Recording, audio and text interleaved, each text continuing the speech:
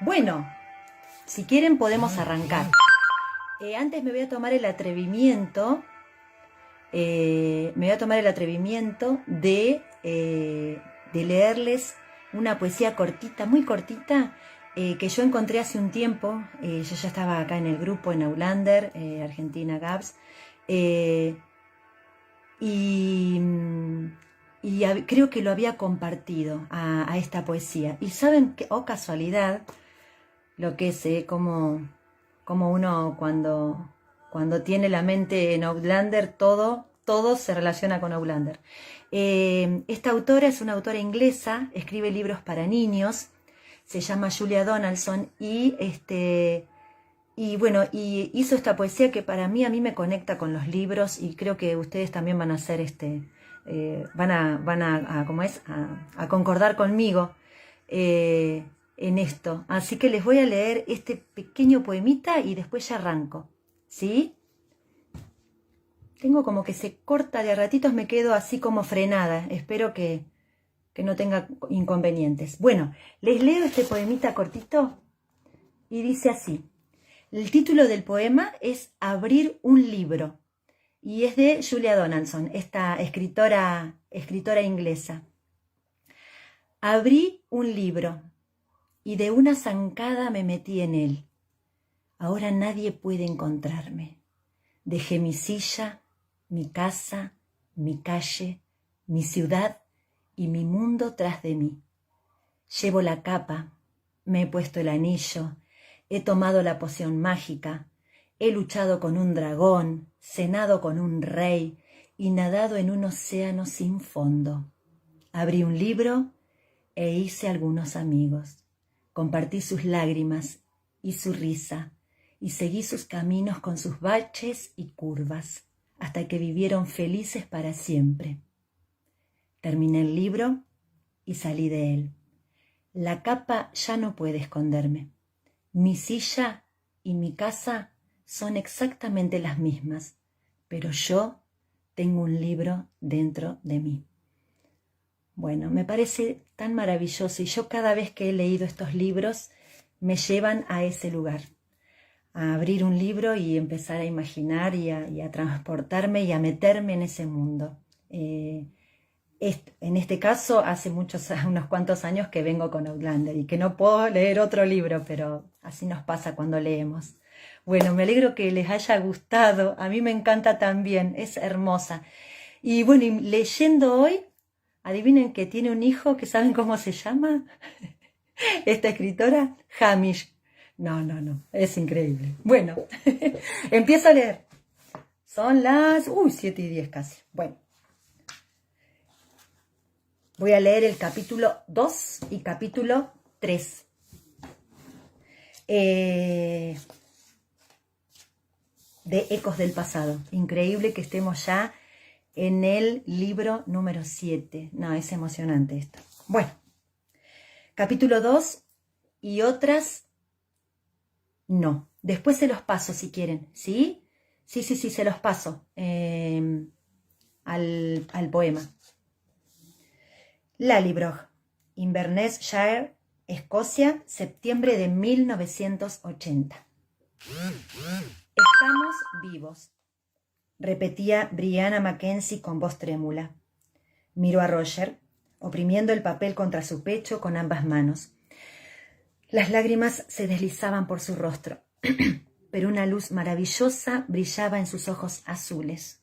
¡Vivos! Déjame ver. El corazón le martilleaba con tanta fuerza en el pecho que casi le impedía oír sus propias palabras. Estiró una mano y ella, de mala gana, le entregó la hoja al tiempo que apretaba su cuerpo contra él, aferrándose a su brazo mientras leía, incapaz de apartar los ojos de aquel pedazo de papel antiguo. Era agradablemente áspero al tacto de sus dedos, papel hecho a mano, con pedacitos de hojas y flores prensados entre sus fibras, amarillo por el tiempo, pero aún resistente y asombrosamente flexible. Lo había hecho la propia Brie, más de 200 años antes. Roger se dio cuenta de que le temblaban las manos, pues el papel se agitaba tanto que le costaba leer la escritura difícil y de trazos desgarbados, de tan desvaída que estaba la tinta. 31 de diciembre de 1776. Querida hija, como verás, si un día recibes esta carta, estamos vivos. Incluso a él se le nubló la vista y se frotó los ojos con el dorso de la mano al tiempo que se decía que no tenía importancia, pues ahora Jamie Fraser y su mujer Claire estaban muertos con toda seguridad, pero sentía tanta alegría por las palabras escritas en aquella página que era como si tuviese a los dos delante sonriendo. Además, descubrió que la carta era de ambos. Aunque comenzaba con la caligrafía y la voz de Jamie, la segunda página continuaba con la letra primorosa e inclinada de Claire. La mano de tu padre no podría soportar ya mucho más, y es una historia condenadamente larga. Ha estado cortando leña todo el día y apenas si puede doblar los dedos, pero ha insistido en decirte él mismo que todavía no nos han reducido a cenizas, que no es más que lo que podríamos ser en cualquier momento. Hay 14 personas hacinadas en la vieja cabaña, y te escribo esta carta más o menos sentada en el hogar mientras la vieja abuela Macleod respira con dificultad en su jergón a mis pies, de modo que si de repente empieza a agonizar, pueda echarle más whisky en la garganta. Dios mío, es como si lo oyera, dijo asombrado. Yo también. Las lágrimas seguían rodando por la cara de Brie, pero era un chaparrón pasajero. Se las enjugó, riendo y sorbiendo por la nariz. Sigue leyendo. ¿Por qué están en nuestra cabaña? ¿Qué le ha pasado a la casa grande? Roger recorrió las líneas con el dedo al tiempo que iba bajando por la página hasta encontrar el lugar donde lo había dejado y prosiguió la lectura. ¡Dios santo!, exclamó. ¿Os acordáis del idiota de Donner? Se le puso la carne de gallina al pronunciar ese nombre. Donner era un viajero en el tiempo y uno de los individuos más irreflexivos que hubiera conocido o de los que hubiera oído hablar, pero no por ello menos peligroso. Bueno, pues se superó a sí mismo juntando a una banda de criminales de Brownsville para que vinieran y robaran el tesoro en gemas que los había convencido de que teníamos, solo que no lo teníamos, por supuesto. No lo tenían porque él, Brianna, Jamie y Amanda se habían llevado el montoncito de piedras preciosas que quedaban para proteger su viaje a través de las piedras. Nos tomaron como rehenes y redujeron la casa a escombros, malditos sean, al romper, entre otras cosas, la bombona de éter de mi consultorio. Los vapores estuvieron a punto de gasearnos a todos en el acto. Leyó rápidamente el resto de la carta mientras Brianna miraba por encima de su hombro y profería pequeños gritos de alarma y consternación. Cuando hubo terminado, dejó las hojas y se volvió hacia ella con las tripas temblando. «Así que lo hiciste», dijo Roger, a sabiendas de que no debía decirlo, pero incapaz de contenerse, incapaz de no resoplar de risa. «Tú y tus malditas cerillas. Fuiste tú quien quemó la casa hasta los cimientos». El rostro de ella era todo un poema mientras su expresión pasaba del horror a la indignación y a una hilaridad histérica que hacía juego con la suya. «No, no fui yo. Fue el éter de mamá. Cualquier chispa habría provocado la explosión». «Pero no fue una chispa cualquiera», señaló Roger. «Tu primo Ian encendió una de tus cerillas». «Bueno, en tal caso, fue culpa de Ian». «No, fuisteis tu madre y tú, científicas», repuso Roger meneando la cabeza. «El siglo XVIII tiene suerte de haber sobrevivido a vosotras». Ella se ofendió un poco. Bueno, nada de eso habría pasado de no haber sido por ese imbécil de Donner. «Cierto», admitió Roger, «pero él era también un gamberro del futuro, ¿no es así? Aunque es verdad que no era ni mujer ni demasiado científico». Ella cogió la carta, manejándola con cuidado, pero incapaz de abstenerse de acariciar las páginas entre los dedos. Bueno, no sobrevivió al siglo XVIII, ¿no? Tenía los ojos bajos, los párpados aún enrojecidos. No estarás sintiendo lástima por él, ¿verdad?, inquirió Roger, incrédulo. Ella negó con la cabeza, pero sus dedos seguían moviéndose ligeramente sobre el papel suave y rugoso. No, por él no mucho. Es solo que la idea de que alguien muera así, solo, quiero decir, tan lejos de casa. No era en Donner en quien estaba pensando. Roger la rodeó con el brazo y apoyó su cabeza contra la de ella. Olía a champú Prel y a coles frescas. Había estado en el huerto. Las palabras escritas en el papel se aclaraban y se oscurecían con el volumen de tinta de la pluma que las había escrito, pero, a pesar de ello, estaban bien definidas y claras.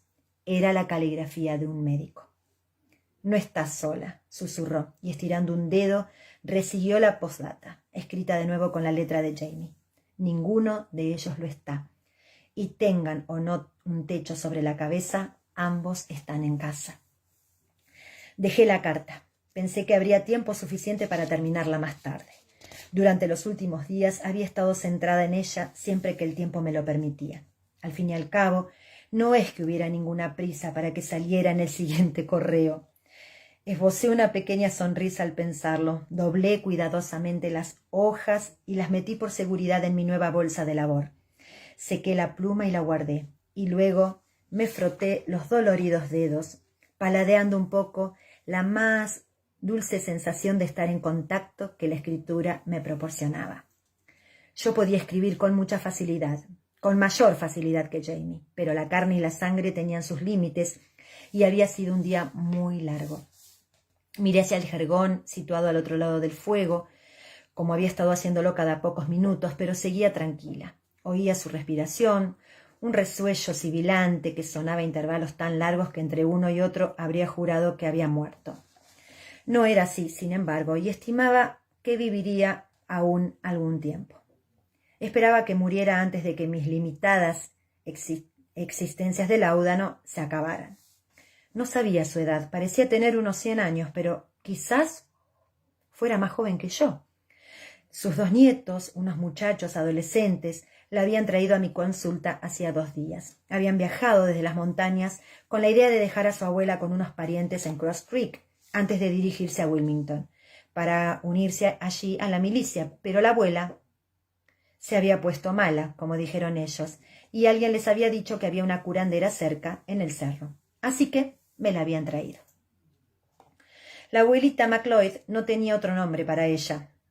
A los chicos no se les había ocurrido decírmelo antes de marcharse, y ella no estaba en condiciones de hacerlo por sí misma, pues se hallaba casi con seguridad en la fase terminal de algún tipo de cáncer. Tenía la carne consumida, su rostro mostraba una expresión de dolor, incluso estando inconsciente, y lo veía en el tono grisáceo de su piel. El fuego se estaba apagando, debía atizarlo y añadir otra rama de pino, pero la cabeza de Jamie descansaba contra mi rodilla. ¿Podría llegar hasta el montón de leña sin molestarlo? «Hola, Patri». Apoyé ligeramente una mano en su hombro para mantener el equilibrio, me estiré y alcancé con los dedos el extremo de un pequeño tronco. Lo liberé con cuidado, presionándome el labio inferior con los dientes, e inclinándome logré introducirlo en el hogar, dividiendo los montones de ascuas rojas y negras y levantando nubes de chispas. Jamie se agitó bajo mi mano y murmuró algo ininteligible. Pero cuando hube arrojado el tronco al fuego reavivado y me hube recostado en la silla, suspiró, se revolvió hasta encontrarse cómodo y de nuevo se quedó dormido. Miré en dirección a la puerta, escuchando, aunque no oí más que el rumor de los árboles mecidos por el viento. Claro que no oiría nada, pensé, pues a quien esperaba era al joven Ian. Jamie y él habían estado turnándose para vigilar, ocultos entre los árboles sobre las ruinas quemadas de la casa grande. Ian llevaba fuera más de 2 horas. Era casi hora de que volviera a comer y a sentarse junto al fuego. «Alguien ha intentado matar a la cerda blanca», había anunciado 3 días antes durante el desayuno, con aire confuso. «¿Qué?». Le había tendido una escudilla de gachas de avena, adornada con una nuez de mantequilla medio derretida y un chorrito de miel. Por suerte, Mis barriletes de miel y mis colmenas se encontraban en el invernadero cuando se produjo el incendio. ¿Estás seguro? Él había asentido al tiempo que tomaba la escudilla y aspiraba su aroma con gesto beatífico. Sí, tiene un corte en el costado, pero no es profundo, y se está curando, tía, había añadido haciéndome un gesto. Obviamente creía que consideraría el bienestar médico de la cerda con el mismo interés que el de cualquier otro habitante del cerro. «Ah, sí, estupendo», le había respondido yo, aunque poco era lo que podría haber hecho en caso de que no estuviera sanando. Podía curar, y a decir verdad curaba caballos, vacas, cabras, armiños, e incluso la gallina ocasional que no ponía huevos, pero aquella cerda en particular no era de nadie. Amy Higgins se había persignado al oír mencionar al animal. «Lo más probable es que haya sido un oso», había señalado. Nadie más se hubiera atrevido. «Aidan, presta atención a lo que dice Ian. No te alejes de aquí y vigila a tu hermano cuando estéis fuera». «Los osos duermen durante el invierno, mami», había contestado Aidan, distraído. Tenía puesta toda su atención en una peonza nueva que Bobby, su nuevo padrastro, había tallado para él y que todavía no había conseguido hacer girar como Dios manda. Lanzándole una mirada de enojo, la había puesto con tiento sobre la mesa, había sujetado un segundo la cuerdecilla y le había dado un tirón. La peonza había salido disparada por encima de la mesa, había rebotado en el frasco de la miel con un fuerte crack y se había dirigido hacia la leche a toda velocidad. Ian había alargado el brazo y atrapado a la peonza justo a tiempo. Masticando su tostada, se había acercado a Aidan para coger el cordel, lo había vuelto a enrollar y con un experto giro de muñeca había mandado silbando la peonza directamente al centro de la mesa. Aidan se había quedado mirándola boquiabierto y luego había desaparecido bajo la mesa cuando la peonza cayó por el extremo. «No, no fue un animal», había replicado Ian, tras tragar por fin. «Era un corte limpio. Alguien fue a por ella con un cuchillo o una espada». Jamie había apartado la vista del pedazo de tostada quemado que había estado examinando. «¿Encontraste su cuerpo?» Ian había esbozado una breve sonrisa, pero había negado con la cabeza. «No. Si lo mató, se lo comió, y no encontré resto alguno». «Los cerdos son muy sucios comiendo», había observado Jamie. Luego había probado con cautela un trozo de tostada quemada y había hecho una mueca, pero se la había comido de todos modos. «Creo que pudo ser un indio», había inquirido Bobby. El pequeño Orry batallaba para bajarse del regazo de Bobby. Su nuevo padrastro lo había dejado amablemente en su lugar favorito bajo la mesa. Jamie e Ian intercambiaron una mirada y yo sentí que se me erizaba ligeramente el pelo de la nuca. «No», había contestado Ian. «Todos los Cherokee de por aquí la conocen bien y no la tocarían ni con una lanza de 3 metros. Creen que es un demonio, ¿verdad? Y los indios que vienen del norte habrían utilizado flechas o tomahawks», había zanjado Jamie. «¿Estás seguro de que no fue un puma?», había interrogado Amy, dudosa. «Ellos sí cazan en invierno, ¿no?» «Sí», había sentido Jamie. «Ayer vi huellas de zarpas cerca de Green Spring». «¿Me oís vosotros?», había dicho agachándose para hablar con los niños por debajo de la mesa. «Tendréis cuidado, ¿verdad?» «Pero no es posible», había añadido, irguiéndose de nuevo. «Creo que Ian conoce la diferencia entre las marcas de unas garras y el corte de un cuchillo». Le había dirigido una sonrisa a Ian, quien se abstuvo cortés de poner los ojos en blanco, y simplemente había hecho un gesto afirmativo con la cabeza, con los ojos fijos con expresión dubitativa en el cestillo de las tostadas. Nadie había sugerido que algún residente del cerro o de Brownsville pudiera haber estado cazando a la cerda blanca. Los presbiterianos del lugar no habrían coincidido en absoluto con los Cherokee en ninguna otra cuestión espiritual, pero estaban decididamente de acuerdo con ellos en relación con el carácter demoníaco de la cerda. En cuanto a mí, no tenía la seguridad de que no estuvieran en lo cierto. Aquella cosa había salido ilesa incluso del incendio de la casa grande, emergiendo de la madriguera que tenía bajo los cimientos del edificio en medio de una lluvia de madera en llamas, seguida de su última camada de jabatos a medio criar. «¡Moby Dick!», dije ahora en voz alta, inspirada. Rollo levantó la cabeza con un «wow» sobresaltado. Me miró con sus ojos amarillos y volvió a descansarla en el suelo con un suspiro. «¿Dick ¿Qué? Preguntó Jamie, soñoliento. Se sentó estirándose y gruñendo, se restregó la cara con una mano y me guiñó un ojo.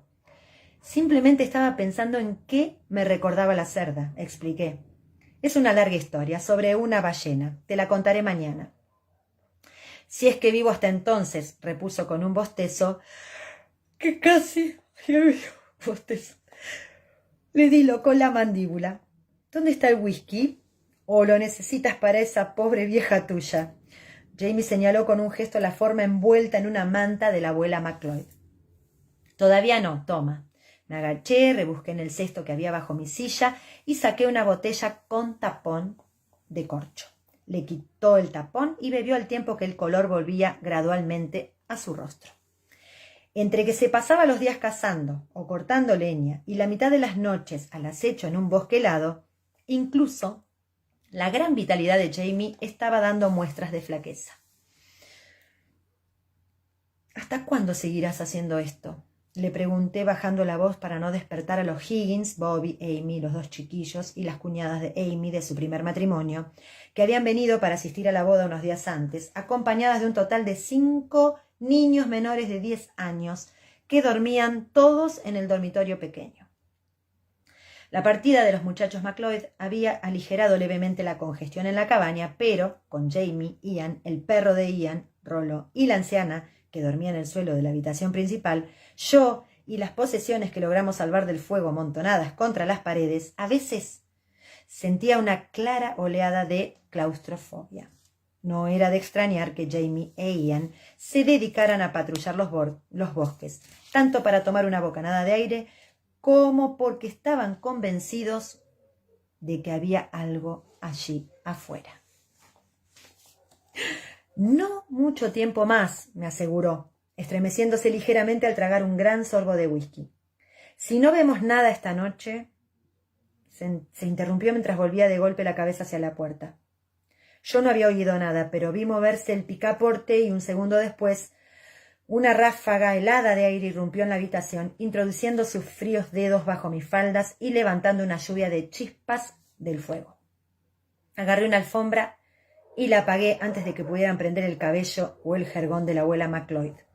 Una vez controlado el fuego, Jamie ya estaba colgándose del cinturón la pistola, la bolsa de la munición y el cebador mientras hablaba con Ian en voz baja junto a la puerta. El propio Ian tenía las mejillas rojas a causa del frío y de la clara excitación que sentía por algo. Rollo también estaba despierto y olfateaba las piernas de Ian al tiempo que meneaba la cola de entusiasmo ante una helada aventura. «Será mejor que te quedes aquí, Atu», le dijo Ian, frotándose las orejas con sus fríos dedos. «Cheas».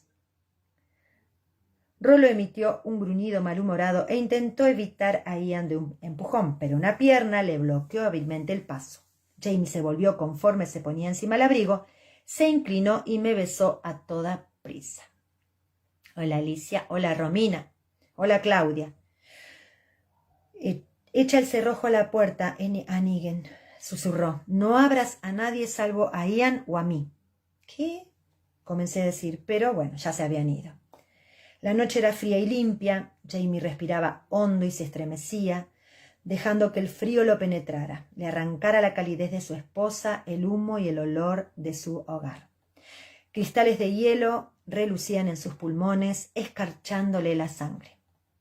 Volvió la cabeza de un lado a otro, como un lobo husmeando, respirando la noche. Casi no hacía viento, pero el aire venía del este, impregnado del olor amargo de las cenizas de la casa grande, además de un débil regusto que le pareció sangre. Miró a su sobrino, le dirigió un gesto interrogativo y vio a Ian asentir, oscuro contra el brillo lavanda del cielo. «Hay un cerdo muerto justo al otro lado del jardín de la tía», respondió en voz baja. «¿Ah, sí? No te refieres a la cerda blanca, ¿no?» Por un instante se sintió preocupado ante la idea y se preguntó si la lloraría o bailaría sobre sus huesos. Pero no. Ian negó con la cabeza, con un movimiento más intuido que visto. «No, esa bestia salvaje no. Uno joven, tal vez de la camada del año pasado. Alguien lo ha abierto en canal, pero no se ha llevado más que 1 o 2 pedazos de las ancas. Y una buena parte de lo que se han llevado lo han desperdigado a pedazos por el camino. Jamie se volvió a mirarlo, sorprendido. ¿Qué? Ian se encogió de hombros. Sí, y una cosa más, tío. Lo han matado y lo han descuartizado con un hacha. Los cristales de hielo de su sangre se solidificaron, tan de repente que casi se le detuvo el corazón. Santo Dios, dijo, pero no era tanto una manifestación de asombro como la admisión desganada de algo que sabía desde hace largo tiempo. Entonces, es él. Sí, ambos lo sabían ya, aunque ninguno de los dos había estado dispuesto a hablar de ello. Sin consultarse, se alejaron de la cabaña y se internaron entre los árboles. Bueno, Jamie respiró hondo y profirió un suspiro cuyo vaho destacó blanco en la oscuridad.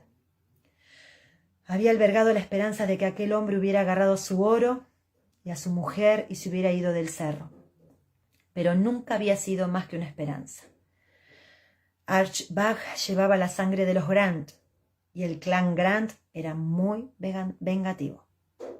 Los Fraser de Glenhelm habían pillado a Archibald en sus tierras unos 50 años antes.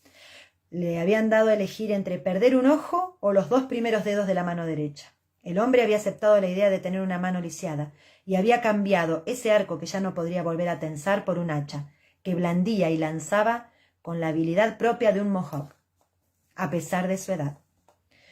Lo que no había podido aceptar era la pérdida de la causa de los Estuardo y del oro jacobita, enviado desde Francia demasiado tarde, rescatado, o robado, según el punto de vista, por Héctor Cameron, quien se llevó a Carolina del Norte una tercera parte del botín, que sería posteriormente sustraído a su vez a la viuda de Cameron o recuperado por Archibald. Archibald tampoco había podido aceptar a Jamie Fraser. Hola, amiga Paulita. ¿Crees que es una amenaza?, inquirió Ian. Se habían alejado de la cabaña, pero seguían entre los árboles rodeando el gran claro donde había estado la casa grande. La chimenea y la mitad de un muro permanecían en pie, ennegrecidos y oscuros contra la nieve sucia. No lo creo. Si quería amenazarme, ¿por qué esperar hasta ahora? No obstante, agradeció en silencio que su hija y sus niños se hubieran marchado y estuvieran a salvo. Había amenazas peores que un cerdo muerto y pensó que Archibald no dudaría en cumplirlas. Tal vez se marchó para dejar instalada a su mujer y ahora haya regresado, sugirió Ian. Era una idea razonable. Si una cosa había en el mundo que Archibald amaba, era su mujer, Murdina, su compañera durante más de 50 años. Se me hace un nudo, una tripa acá. Tal vez, repuso Jamie. Y sin embargo, más de una vez en las semanas transcurridas desde la marcha de los Bag, había tenido la impresión de que alguien lo observaba. Había sentido en el bosque un silencio que no era el silencio de los árboles y de las piedras. No preguntó si Ian había buscado el rastro del portador del hacha. Si hubiera sido posible hallar algún rastro, Ian lo habría encontrado. Pero llevaba sin nevar más de una semana, y lo que había quedado en el suelo estaba sucio y pisoteado por infinidad de personas. Miró el cielo, volvería a nevar y pronto. Avanzó con precaución entre el hielo por un pequeño afloramiento del terreno. La nieve se fundía durante el día, pero el agua volvía a helarse por la noche y colgaba de los aleros de la cabaña y de cada rama, formando relucientes carámbanos que llenaban el bosque con la luz azul del alba y después goteaban oro y diamantes bajo el sol naciente. Ahora eran incoloros y tintinearon como el cristal cuando con la manga rozó las ramitas de un arbusto cubierto de hielo. Al llegar a lo alto de la cresta, se detuvo y se agazapó al tiempo que miraba al otro lado del claro. Muy bien. La certidumbre de que Archibald estaba allí había provocado una cadena de deducciones medio conscientes, cuya conclusión se imponía ahora a cualquier otro pensamiento. Arch volvería por una de dos razones, le explicó a Ian, o para hacerme daño o para llevarse el oro, todo el oro. Le había dado a Bug un pedazo de oro cuando los había echado a él y a su mujer al descubrir su traición. La mitad de un lingote francés que habría permitido a una pareja anciana vivir con modesta comodidad el resto de su vida. Pero Arch Bug no era un hombre modesto. Él había sido arrendatario de los Grant de Lioc, y aunque había ocultado su orgullo durante algún tiempo, no está en la naturaleza del orgullo permanecer enterrado. Ian lo miró con interés. Todo el oro, repitió. ¿Así que crees que cuando lo obligaste a marcharse lo escondió aquí, pero en un lugar donde pudiera recuperarlo con facilidad? Jamie alzó un hombro mientras observaba el claro. Ahora que la casa ya no se hallaba allí, podía ver el empinado sendero que conducía por la parte posterior al lugar donde había estado el jardín de su mujer, seguro tras su empalizada a prueba de ciervos. Algunas de las estacas seguían allí, negras contra la nieve desigual. Algún día, Dios mediante, haría otro jardín para ella. Si su objetivo era solo hacer daño, ha tenido ocasión. Desde allí podía ver el cerdo muerto, una forma oscura en el camino sombreada por un amplio charco de sangre. Alejó de su mente su súbito recuerdo de Malva Christie y se obligó a volver a sus reflexiones. Sí, lo ha escondido aquí, repitió, ahora más seguro de sí mismo. Si lo tuviera todo, se habría marchado hace tiempo. Está esperando, intentando hallar la manera de hacerse con él. Pero no ha podido hacerlo en secreto, así que ahora está probando algo distinto. Sí, pero ¿qué? Eso... Ian señaló con la cabeza el bulto amorfo del camino. Pensé que era un lazo o algún tipo de trampa, pero no lo es. Estuve mirándolo. ¿Un señuelo, tal vez? El olor de la sangre era obvio, incluso para Jamie. Sería una clara llamada para cualquier depredador. En el preciso momento en que estaba pensando eso, sus ojos captaron un movimiento cerca del cerdo, por lo que puso a Ian una mano en el brazo. Un parpadeo indeciso de movimiento. Luego, una forma pequeña y sinuosa surgió de repente y desapareció detrás del cuerpo del cerdo. «Un zorro», dijeron ambos hombres a una y acto seguido se echaron a reír sin hacer ruido. «Está ese puma en el bosque que hay sobre Green Spring», señaló Ian dubitativo. «Vi las huellas ayer. ¿Crees que querrá traerlo con el cerdo esperando que salgamos corriendo a enfrentarnos a él y poder llegar hasta el oro mientras estamos ocupados?» Jamie frunció el ceño al oír eso y echó una ojeada en dirección a la cabaña. Sí, era posible que un puma hiciera salir a los hombres, pero no a las mujeres y a los niños. ¿Dónde podía haber ocultado el oro en un espacio tan deshabitado? Hola, Raquel, hola, María. Sus ojos se posaron en la silueta del horno de Brianna, situado a cierta distancia de la casa, que no se había utilizado desde que ella se marchó, y un arranque de excitación lo hizo ponerse en pie. Ese sería... pero no. Arch le había robado el oro a Yocasta Cameron lingote a lingote, llevándolo al cerro a escondidas. Ay, esperen que me perdí.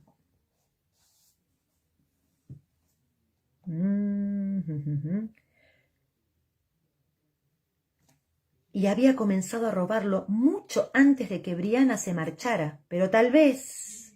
Ian se embaró de repente y Jamie volvió de inmediato la cabeza para ver qué sucedía. No pudo ver nada, pero entonces captó el sonido que Ian había oído. Un gruñido profundo de cerdo, un susurro, un crujido. A continuación, una visible agitación entre las vigas chamuscadas de la casa en ruinas y una intensa luz. «¡Dios mío!», exclamó, y agarró a Ian del brazo con tanta fuerza que su sobrino lanzó un grito sobresaltado. «¡Está debajo de la casa grande!». La cerda blanca surgió de debajo de las ruinas, una enorme mancha de color crema en mitad de la noche, y permaneció inmóvil, moviendo la cabeza de un lado al otro, olisqueando el aire. Luego se puso en movimiento como una imponente amenaza que subía con decisión colina arriba. A Jamie le entraron ganas de reír ante su tremenda belleza. Archibald había escondido astutamente su oro bajo los cimientos de la casa grande, aprovechando las ocasiones en que la cerda estaba fuera ocupándose de sus cosas. A nadie se le habría ocurrido invadir sus dominios. Era la guardiana perfecta. Y sin duda tenía intención de recuperar el oro del mismo modo cuando estuviera listo para irse, con cautela, llevándose los lingotes de uno en uno. Pero entonces la casa se había quemado y las vigas habían caído sobre los cimientos, haciendo imposible recuperar el oro sin una buena dosis de esfuerzo y dificultades, lo que habría llamado sin lugar a dudas la atención. Solo ahora que los hombres habían retirado la mayor parte de los escombros y esparcido hollín y carbón por encima del claro mientras trabajaban en ello, podría alguien hacerse con parte de lo escondido sin que nadie se diera cuenta. Pero era invierno, y la cerda blanca, aunque no hibernaba como los osos, solo salía de su acogedor cubil cuando había algo que comer. Ian profirió una breve exclamación de repugnancia al oír babear y mascar en el camino. «Los cerdos no tienen un paladar muy delicado», murmuró Jamie. «Comen cualquier cosa siempre que esté muerta». «Sí, pero es probable que sea su propio hijo. De cuando en cuando se come viva a sus crías. Dudo que le haga ascos a comérselas muertas». Cayó en el acto, con los ojos fijos en la sombra negra que antaño había sido la casa más bonita del condado. En efecto, una figura oscura surgió de detrás del invernadero, deslizándose con precaución por el resbaladizo camino. La cerda, ocupada con su truculento festín, ignoró al hombre, que parecía vestir una capa oscura y llevar algo parecido a un saco.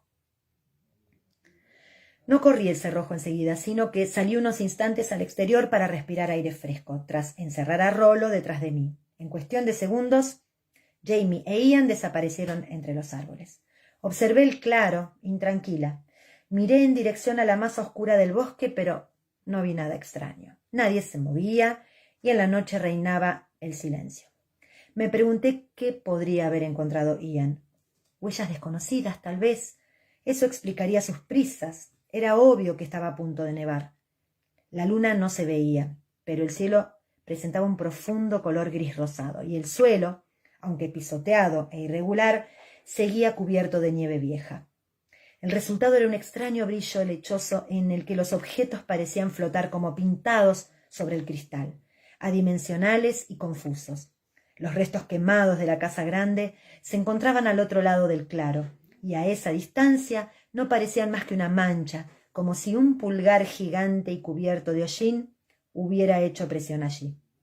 Sentí la pesadez de la nieve inminente en el aire, la oí en el murmullo sofocado de los pinos. Los chicos McLeod habían cruzado la montaña con su abuela. Dijeron que les había resultado muy difícil atravesar los puertos altos. Otra gran tormenta probablemente nos dejaría aislados hasta marzo o incluso abril. Aquello me trajo a la memoria a mi paciente. Le eché otra ojeada al claro y puse la mano en el picaporte. Rollo gemía arañando la puerta, y al abrirla le di sin ceremonias un empujón en el morro con la rodilla. «Quédate ahí, perro», ordené. «No te preocupes, volverán pronto». Él emitió un sonido ansioso y fuerte con la garganta y se agitó adelante y atrás mientras empujaba mis piernas en un intento de salir. «No», le dije, apartándolo con el fin de echar el cerrojo a la puerta. El cerrojo encajó en su lugar con un sonido tranquilizador y me puse de cara al fuego al tiempo que me frotaba las manos. Rollo inclinó la cabeza hacia atrás y dejó escapar un aullido grave y triste que hizo que se me erizasen los pelos de la nuca. «¿Qué pasa?», pregunté alarmada. «Cállate». El ruido había hecho que uno de los pequeños que dormían en la habitación se despertara y se pusiera a llorar. Oí un susurro de sábanas y de soñolientos murmullos maternales, por los que me puse rápidamente de rodillas y agarré el morro de Rollo antes de que volviera a aullar. «Shh», le dije, y miré para averiguar si el sonido había molestado a la abuela Macleod. Seguía inmóvil, con el rostro pálido como la cera y los ojos cerrados. Esperé, contando de forma automática los segundos antes del siguiente movimiento superficial de su pecho. 6, 7, oh demonios, exclamé, apercibiéndome de lo sucedido. Me persigné a toda prisa, me desplacé hacia ella de rodillas, pero al examinarla con mayor atención no descubrí nada que no hubiera visto ya. Modesta hasta el final. Había aprovechado mi momento de distracción para morir sin llamar la atención. Rolo deambulaba arriba y abajo sin aullar, pero inquieto. Coloqué suavemente una mano sobre el pecho hundido, sin buscar ya un diagnóstico ni ofrecer ningún tipo de ayuda, solo como comprobación necesaria del fallecimiento de una mujer cuyo nombre desconocía. Bueno, que Dios te tenga en su gloria, pobrecita, murmuré, y me senté sobre los talones intentando pensar qué hacer a continuación. El protocolo de las Highlands para esas ocasiones establecía que después de una muerte había que abrir la puerta para permitir que el alma se marchara. Me restregué dubitativa un nudillo contra los labios. ¿No se habría marchado a toda velocidad el alma cuando abrí la puerta para entrar? Probablemente no. Uno pensaría que en un clima tan inhóspito como el de Escocia habría un poco de tolerancia climatológica en relación con esas cuestiones, pero yo sabía que no era así. Con lluvia, nieve, cellisca o viento, los habitantes de las Highlands siempre abrían la puerta y la dejaban abierta durante horas, tanto porque estaban impacientes por liberar el alma que se marchaba, como por la preocupación de que el espíritu, de no permitírsele salir, pudiera tomar residencia permanente en la casa como un fantasma. La mayoría de las granjas eran demasiado pequeñas como para que esa fuera una perspectiva tolerable. Ahora el pequeño Orri estaba despierto. Lo oía cantar feliz para sí una canción que consistía en el nombre de su padre. Ba, ba, ba, bi, ba. Oí una leve risita somnolienta y el murmullo de Bobby como respuesta. Ese es mi hombrecito. ¿Necesitas el orinal Acusla? El apelativo gaélico cariñoso, Acusle, latido de mi corazón, me hizo sonreír, tanto por la palabra en sí como por lo extraño que se me hacía oírla con el acento de Dorset de Bobby. Pero Rolo emitió un ruido nervioso en la garganta, recordándome que era necesario hacer algo. Si los Higgins y sus parientes políticos se levantaban dentro de unas horas y descubrían el cuerpo en el suelo, se sentirían muy molestos, ofendidos en su sentido de la rectitud e intranquilos ante la posibilidad de que una forastera muerta estuviese aferrándose a su hogar. Un presagio siniestro para el nuevo matrimonio y para el nuevo año. Al mismo tiempo, su presencia estaba perturbando innegablemente a Rolo, y la perspectiva de que los despertase a todos enseguida me estaba poniendo nerviosa. Muy bien, dije en voz baja. Venga, perro. Como siempre, había pedazos de arnés por arreglar colgados de un gancho junto a la puerta. Liberé un largo trozo de rienda y confeccioné una correa improvisada con la que até a Rolo. Se mostró muy contento de salir conmigo, embistiendo hacia adelante, mientras yo abría la puerta, aunque se sintió algo menos entusiasmado cuando lo arrastré a la despensa, donde anudé la correa provisional alrededor del montante de una estantería antes de regresar a la cabaña a buscar el cadáver de la abuela Macleod. Miré con cautela a mi alrededor antes de aventurarme a salir de nuevo, recordando las advertencias de Jamie, pero la noche estaba tan silenciosa como una iglesia. Incluso los árboles habían callado. La pobre mujer no debía de pesar más de 30 kilos, pensé. Las clavículas le asomaban a través de la piel y sus dedos eran tan frágiles como ramitas secas. Sin embargo, 30 kilos de peso literalmente muerto era algo más de lo que yo podía cargar. Así que me vi obligada a desdoblar la manta en la que estaba envuelta y utilizarla como un trineo improvisado, sobre el que la arrastré al exterior murmurando una mezcla de oraciones y disculpas en voz baja. A pesar del frío, cuando la introduje en la despensa estaba jadeante y empapada de sudor. Bueno, por lo menos tu alma ha tenido un montón de tiempo para escapar, susurré, mientras me arrodillaba para examinar el cuerpo antes de volver a colocarlo en su apresurada mortaja. y en cualquier caso no creo que desees rondar una despensa. Tenía los párpados algo entreabiertos, mostrando una rajita blanca, como si hubiera intentado abrirlos para echar un último vistazo al mundo, o tal vez para buscar un rostro familiar. Qué cosas lindas que dicen. Bueno, a ustedes les digo. Benedicite, murmuré, y le cerré los ojos con ternura, preguntándome mientras lo hacía si algún extraño haría lo mismo por mí algún día. Las probabilidades eran altas, a menos que... Jamie había manifestado su intención de regresar a Escocia, ir a buscar su imprenta y luego volver para luchar. Pero, decía cobardemente una vocecita dentro de mí, ¿y si no volvemos? ¿Y si nos vamos a Lallybroch y nos quedamos allí?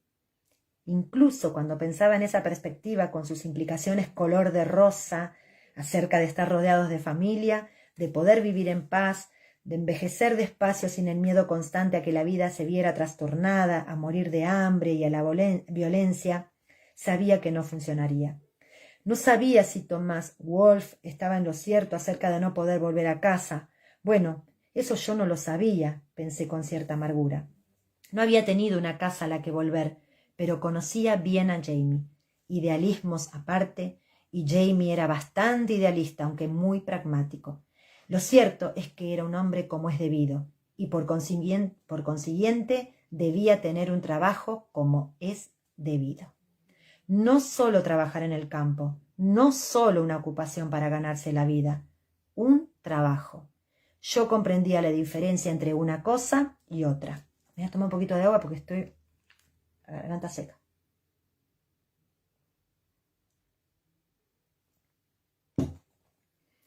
Y, aunque estaba segura de que la familia de Jamie lo recibiría con alegría, no tenía tan claro cómo me recibirían a mí, aunque suponía que no llegarían a llamar al cura para que me practicara un exorcismo.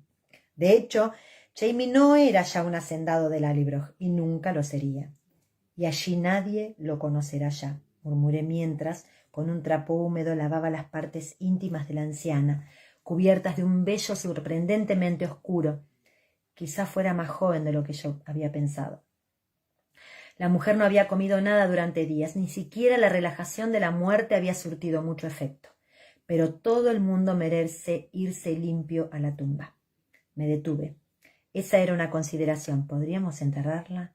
O quizás simplemente descansaría en paz bajo la mermelada de arándanos y los sacos de judías secas hasta que llegara la primavera. Le arreglé la ropa respirando con la boca abierta, intentando estimar la temperatura por el vapor de mi aliento.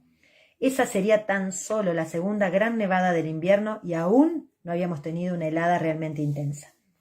Eso solía suceder entre mediados y finales de enero. Si la tierra no se había helado aún, probablemente podríamos enterrarla, siempre y cuando los hombres estuvieran dispuestos a apartar la nieve con la pala.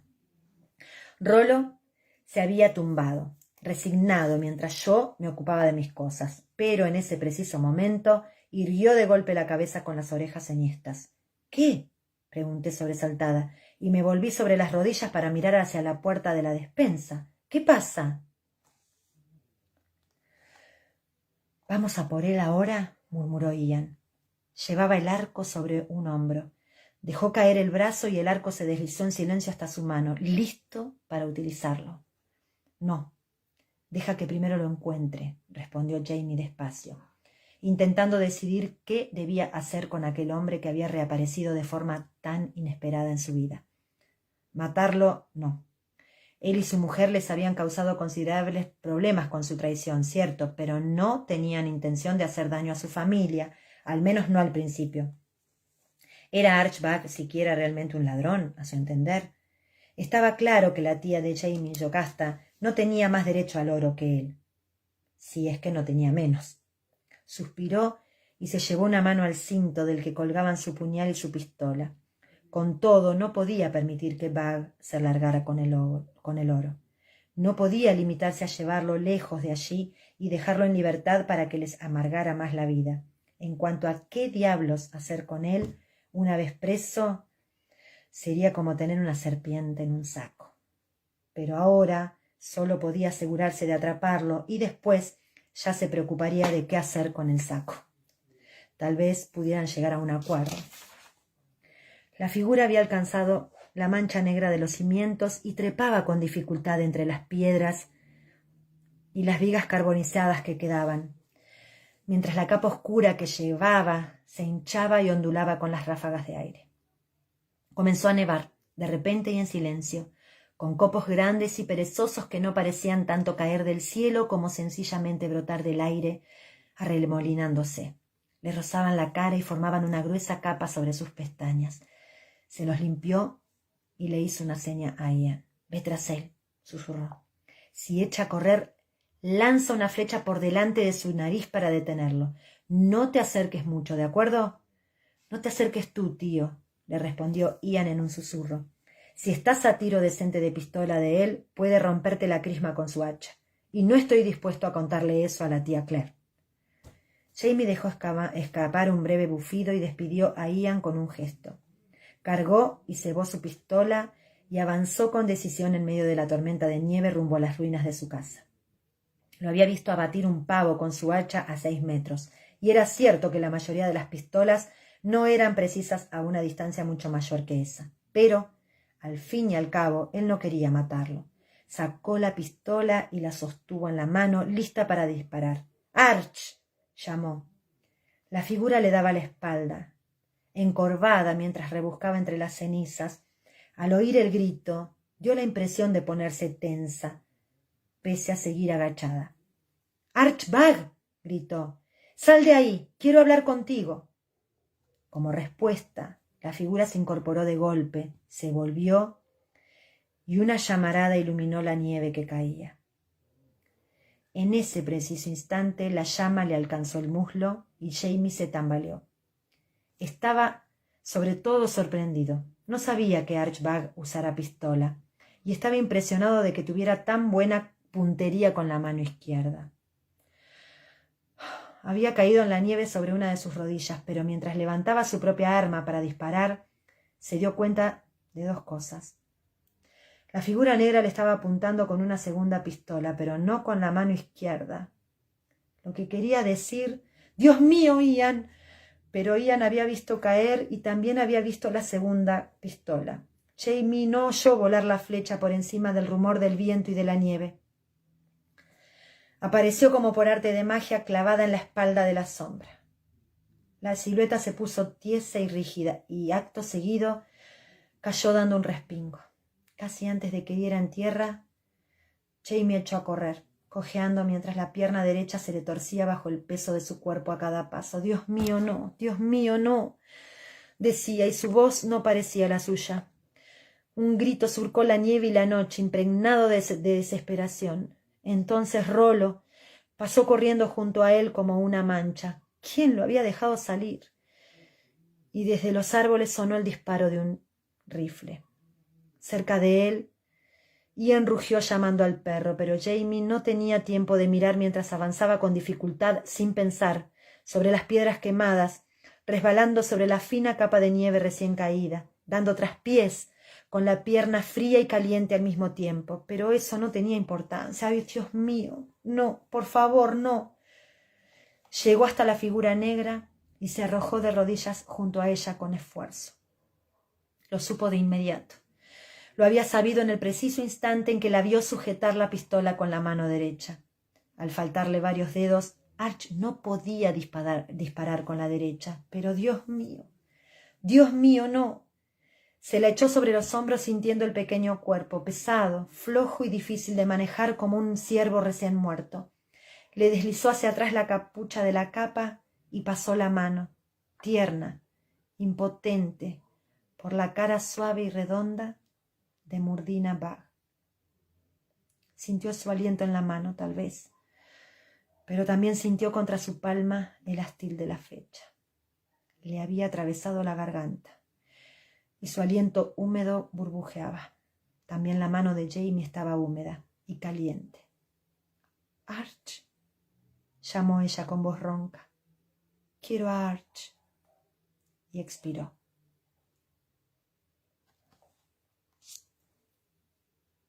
Qué triste. Capítulo 3. Una vida por otra. Llevé a Jamie a la despensa. Estaba oscura y fría, sobre todo para un hombre sin pantalones. Pero no quería... ¿Quién era? Murdina Bagg es la mujer de Arch Bagg. Era uno de los habitantes del cerro de Fraser. ¿Sí? Había estado... Bueno, se conocían, era un escocés. Y bueno, habían tenido unos problemitas ahí con unos lingotes de oro. ¿Sí? Que pertenecían a... Era el oro jacobita. Pertenecían a... Aparentemente los tenía Héctor Cameron, el marido de Yocasta, y Arch Bagg los fue robando a los lingotes uno por uno de la casa de Yocasta y llevándoselos a la casa grande. Bueno, sigo. Llevé a Jamie a la despensa. Estaba oscura y fría, sobre todo para un hombre sin pantalones, pero no quería arriesgarme a que alguno de los Higgins se despertara. Dios santo, ahora no, saltarían de su Sancta Sanctorum como una bandada de codornices asustadas, y personalmente temblaba ante la idea de tener que enfrentarme a ellos antes de lo debido. Ya sería bastante horrible tener que decirles lo que había sucedido cuando fuera de día. No podía hacer frente a semejante perspectiva ahora. Sí, lo mató Ian.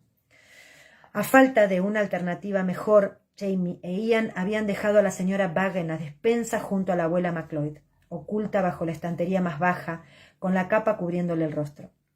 Podía ver sobresalir sus pies con sus botas gastadas y rotas y sus medias de rayas.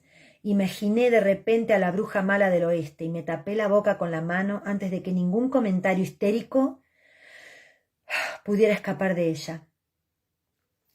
Jamie volvió la cabeza hacia mí, pero tenía la mirada ausente y su cara presentaba ojeras y unas profundas arrugas a la luz de la vela que llevaba en la mano. —¿Eh? —preguntó en tono distraído. —Nada —respondí con voz trémula—. Nada de nada. Siéntate, siéntate. Dejé en el suelo el taburete y mi botiquín, cogí de sus manos la vela y un recipiente de lata con agua caliente e intenté no pensar absolutamente en nada más que en la tarea que tenía delante, no en los pies. No, por el amor de Dios, en Arch Bagg.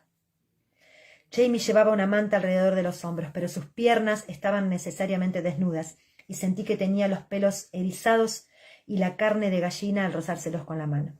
El bajo de su camisa estaba empapado de sangre, medio seca y adherido a su pierna, aunque no se quejó cuando tiré de él para soltarlo y le separé las piernas. Había estado moviéndose como si se hallara en medio de una pesadilla, pero la proximidad de la vela encendida a sus testículos lo reanimó. —Ten cuidado con esa vela, Sassenach, ¿vale? —dijo, cubriéndose los genitales con una mano protectora. Al ver que tenía razón, le di la vela para que la sostuviera y, con la breve advertencia de que procurara no verter cera caliente, reanudé mi inspección. La herida sangraba, mas no revestía ninguna gravedad, así que sumergí un trapo en el agua caliente y empecé a trabajar. Tenía la carne helada y el frío sofocaba incluso los intensos olores de la despensa, pero, aún así, podía olerlo. Su habitual olor seco a almizcle mezclado con el de la sangre y un sudor frenético. Era un corte profundo que surcaba 10 centímetros de la carne del muslo, bien arriba, pero era un corte limpio. Un John Wayne especial, bromeé, intentando hablar en un tono despreocupado y seco. Los ojos de Jamie, que habían estado fijos en la llama de la vela, cambiaron de enfoque y se posaron en mí. —¿Qué? —inquirió con voz ronca. —Nada serio —contesté. La bala solo te ha rozado. Tal vez camines un poco raro durante un par de días, pero el héroe vivirá para seguir luchando. De hecho, la bala le había pasado entre las piernas, causando una profunda brecha en la cara interior del muslo, cerca tanto de los testículos como de la arteria femoral. Un par de centímetros hacia la derecha y estaría muerto. Un par de centímetros más arriba... —Eso no me sirve de mucho consuelo, Sassenach —señaló, aunque un atisbo de sonrisa asomó a sus ojos. —No —admití—, pero un poco sí. —Un poco sí —repuso, y me tocó brevemente la cara. Ay, Dios, cuántas cicatrices este hombre. Tenía la mano muy fría y temblaba. Le corría cera caliente por los nudillos de la otra mano, pero no parecía sentirla. Le quité la vela con suavidad y la dejé en la estantería. Advertí que la tristeza y la autocrítica fluían de él a oleadas y me forcé por contenerme. Si sucumbía ante lo tremendo de la situación, no podría ayudarlo. En cualquier caso, no estaba segura de poder hacerlo, aunque lo intentaría. —Dios santo —dijo en voz tan baja que casi no lo oí—, ¿Por qué no he dejado que se lo llevara? ¿Qué importancia tenía? Se golpeó la rodilla con el puño sin hacer ruido. Por Dios, ¿por qué simplemente no he dejado que se lo llevara? No sabías quién era ni qué pretendía, indiqué en voz igual de baja, poniéndole una mano en el hombro. Ha sido un accidente. Tenía los músculos tensos, duros a causa de la angustia. También yo lo sentía. Un nudo duro de protesta y rechazo en la garganta. No, no puede ser verdad. No puede haber sucedido. Pero había trabajo que hacer. Me enfrentaría a lo inevitable más tarde. Se cubrió la cara con una mano, meneando la cabeza, despacio de un lado a otro, y ninguno de los dos hablamos ni nos movimos mientras yo terminaba de limpiar y vendar la herida. ¿Pueden hacer algo por Ian? ¿Puedes hacer algo por Ian?, inquirió cuando hube terminado. Retiró la mano que cubría sus ojos y mientras yo me ponía en pie me miró con el rostro estragado por la tristeza y el agotamiento, pero de nuevo tranquilo. Tragó saliva y miró hacia la puerta. Está mal, Sassenach. Miré el whisky que había traído conmigo, un cuarto de botella. Jamie siguió la dirección de mi mirada y negó con la cabeza. No bastará. Entonces bébetelo tú. Hizo un gesto negativo, pero le puse la botella en la mano y apreté sus dedos en torno a ella. Es una orden, le dije, en tono suave pero firme. Estás conmocionado. Se resistió, hizo ademán de dejar la botella y yo aumenté la presión de mi mano sobre la suya. Lo sé, Jamie, lo sé, pero no puedes hundirte. Ahora no. Me miró unos instantes y luego asintió, aceptándolo porque no tenía más remedio, y los músculos de su brazo se relajaron. Yo misma tenía los dedos tiesos, helados a causa del agua y del aire glacial, pero con todo más calientes que los suyos. Rodeé su mano libre con las mías y se la apreté con fuerza. Hay una razón por la que el héroe nunca muere, ¿sabes? Le dije, e intenté sonreír, una sonrisa rígida y forzada. Cuando sucede lo peor, alguien tiene que decidir qué hacer. Ahora métete en casa y entra en calor. Miré afuera, al cielo nocturno color lavanda, en el que la nieve se arremolinaba con violencia. Yo encontraré a Ian. ¿A dónde habría ido? No muy lejos, no con este tiempo. Pensé que, dado su estado de ánimo cuando él y Jamie habían regresado con el cuerpo de la señora Bagg, era posible que se hubiera internado en el bosque, sin preocuparse de dónde iba ni de lo que pudiera sucederle. Pero tenía al perro consigo. Por muy mal que se encontraran, nunca se llevaría a Rolo en mitad de una ventisca aulladora. Y aquello se estaba convirtiendo precisamente en una ventisca. Avancé a paso lento, cuesta arriba, rumbo a los edificios anexos, protegiendo mi linterna bajo un pliegue de la capa. Me pregunté, de repente, si cabía la posibilidad de que Arch Bagg se hubiera refugiado en el invernadero o en el ahumadero, y sí, oh Dios mío, ¿lo sabría? Permanecí inmóvil en medio del camino por unos instantes, dejando que la densa nevada se me posara como un velo sobre la cabeza y los hombros. Había estado tan conmocionada por lo sucedido que no se me había ocurrido preguntarme si Arch Bagg sabría que su mujer estaba muerta. Jamie dijo que había gritado, que había llamado la atención a Arch para que se acercara, pero no había obtenido respuesta. Tal vez sospechara que era una trampa. Quizás sencillamente había huido al ver a Jamie y a Ian, suponiendo que sin duda no iban a hacerle daño a su mujer, en cuyo caso, maldita sea, dijo en voz baja anonadada. Sin embargo, no podía hacer nada al respecto. Esperaba poder ayudar a Ian. Me restregué la cara con el antebrazo, parpadeé para sacudirme la nieve de las pestañas y seguí caminando, despacio, mientras el vórtice de remolinos de nieve se tragaba la luz de la linterna. Si me topaba con Arch, aprisioné con los dedos el mango de la linterna. Tendría que decírselo, llevarlo de vuelta a la cabaña, dejarle ver. Dios mío, si regresaba con Arch, ¿podrían Jamie e Ian entretenerlo lo suficiente como para que yo pudiera sacar a la señora Bagg de la despensa y mostrarla de manera más decorosa? No había tenido tiempo de extraer la flecha ni de colocar el cuerpo decentemente. Me clavé las uñas en la palma de la mano libre en un intento por controlarme. Jesús, no dejes que me lo encuentre, murmuré. Por favor, no dejes que me lo encuentre. Pero el invernadero, el ahumadero y el granero del maíz estaban vacíos, gracias a Dios, y nadie podría haberse escondido en el gallinero sin que los pollos armaran alboroto. Guardaban silencio, durmiendo en medio de la tormenta. Sin embargo, la idea del gallinero me hizo pensar de repente en la señora Bagg. La vi esparciendo el maíz recogido en el delantal, canturreándoles a aquellos estúpidos animales. Les había puesto nombre a todos.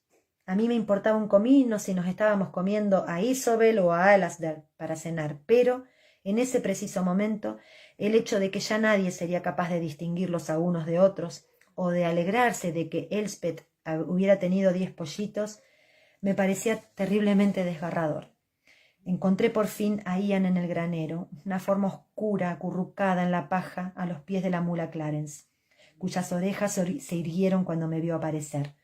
Rebuznó encantada ante la perspectiva de tener más compañía, y las cabras balaron histéricas al pensar que yo era un lobo. Los caballos, sorprendidos, agitaron la cabeza entre resoplidos y relinchos dubitativos. Rolo, hecho un ovillo en el heno junto a su amo, profirió un breve y penetrante ladrido de disgusto ante el jaleo. «Menuda arca de Noé tenemos aquí montada», observé mientras me sacudía la nieve de la capa y colgaba la linterna de un gancho. «Solo falta un par de elefantes». «Cállate, Clarence». Ian volvió el rostro hacia mí, pero por su expresión ausente me di cuenta de que no había entendido lo que le había dicho. Me puse en cuclillas a su lado y le coloqué la mano en la mejilla. Estaba fría y erizada de barba reciente. «No ha sido culpa tuya», le dije con cariño. «Lo sé», respondió y tragó saliva, «pero no sé cómo voy a seguir viviendo». No estaba intentando dramatizar en absoluto. Su voz parecía por completo abrumada. Rolo le lamió la mano y él hundió sus dedos en el cuello del perro como buscando apoyo. «¿Qué puedo hacer, tía?»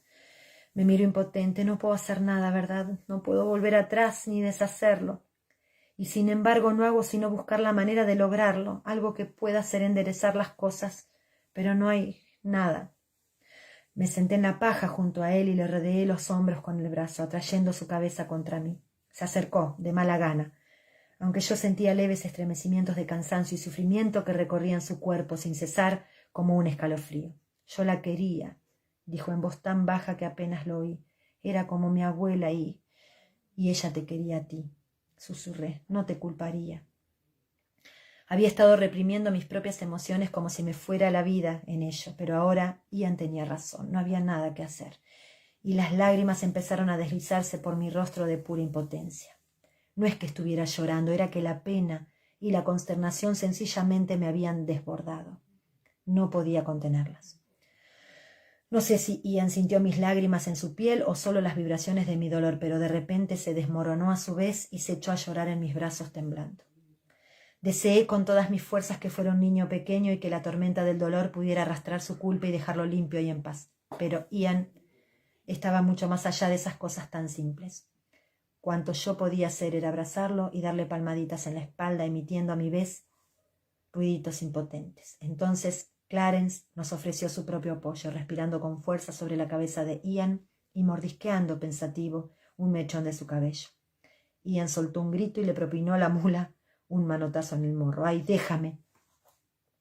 Se atragantó, le entró una risa nerviosa, lloró otro poco más y acto seguido se incorporó y se secó la nariz con la manga. Permaneció un rato sentado en silencio, recobrando la compostura, y yo lo dejé tranquilo. «Cuando maté a aquel hombre en Edimburgo», dijo por fin con la voz pastosa pero controlada, «el tío Jamie me confesó y me dijo la oración que uno reza cuando ha matado a alguien, para encomendar a esa persona a Dios. ¿Quieres rezarla conmigo, tía?».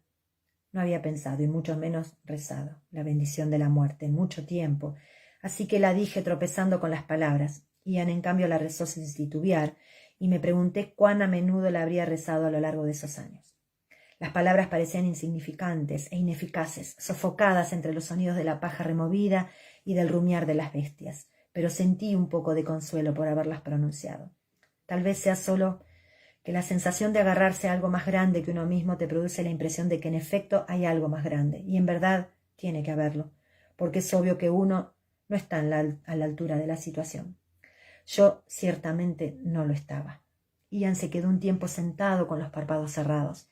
Al fin los abrió y me miró, con los ojos negros de conocimiento y el rostro muy pálido bajo el pelo de su barba. Y después dijo: «Uno vive con ello», concluyó en voz baja. Se restregó la cara con una mano. «Pero no creo que yo pueda». Solo constataba un hecho, por lo que me asustó mucho. Ya no me quedaban lágrimas, aunque me sentía como si estuviera mirando un agujero negro y sin fondo y no pudiera apartar la vista. Respiré profundamente mientras trataba de pensar en algo que decir. Me saqué un pañuelo del bolsillo y se lo di. ¿Estás respirando, Ian? Su boca apenas se contrajo. Sí, creo que sí. Eso es cuanto debes hacer por ahora.